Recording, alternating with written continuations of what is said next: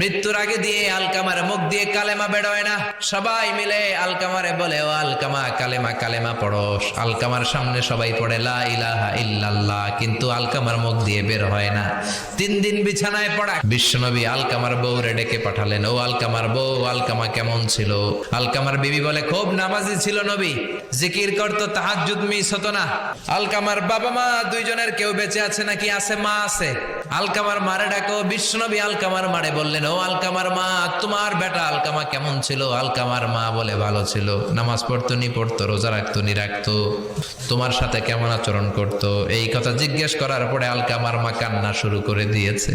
ডেকে বলে, ও নবী আমার কথা শুনতো না, বউ পাগলা ছিল, নামাজ রোজা ঠিকই ছিল, কিন্তু আমার কথার গুরুত্ব দিত না, অনেক কষ্ট দিছে আমারে।